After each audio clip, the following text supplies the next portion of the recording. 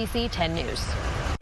You know, mental health is a huge issue for young adults 18 to 24 who've reported the highest level of symptoms of anxiety and depression.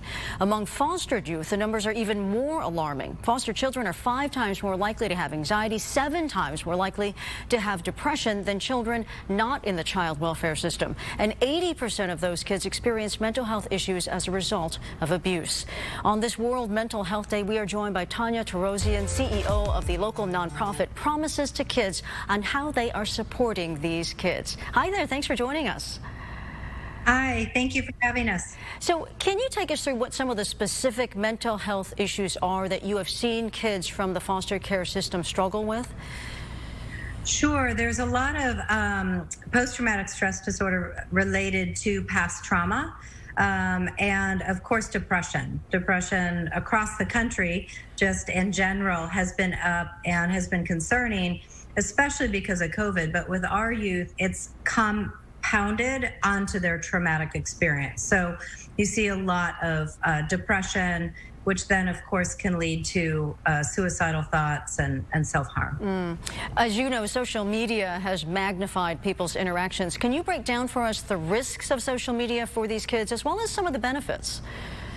Sure. Some of the benefits, really, we could start with that, really are social connection. You know, being able to, especially during COVID, being able to have a community when maybe they were physically distanced from others.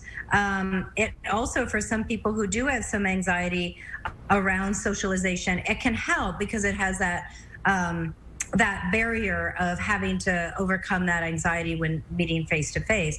However, the risks can be bullying. You can fall victim to not even knowing who you're actually interacting with on the internet, thinking it's somebody and it's actually somebody else.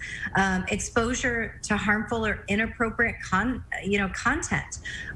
There's a lot of things on the internet that you can stumble into and find yourself falling victim to, especially with not knowing who's actually behind the screen or behind that chat. So, Tonya, what is Promises2Kids doing to help?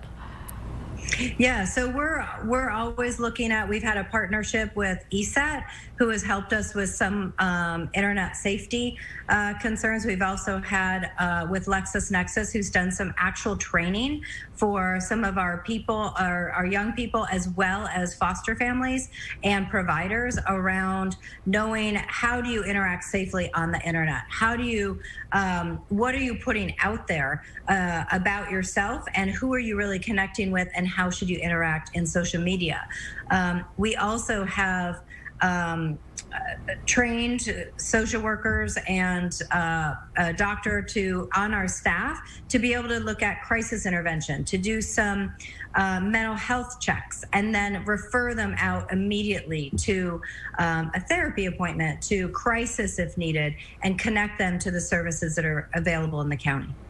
Tonya, what can others in the lives of these kids do to catch these issues before they escalate? The biggest thing is open up communication. Be receptive and be proactive, and talking to your young people and saying, it's okay to approach me to talk about anything, and then mean that. You know, be able to have a safe space for them to communicate if they have gotten themselves into some trouble online or are not sure what to do. And same with depression. It's okay to talk about your feelings. It's okay to say that you're not feeling okay and that you need help, and continuing to have that message about mental health is just like physical health. It needs attention, it needs tune-up, and you need to be able to rely on others for support. Yeah, for all of us to keep in mind how difficult life can be for some of these kids. Tonya Torosian, CEO of Promises2Kids, thank you so much. We appreciate your time.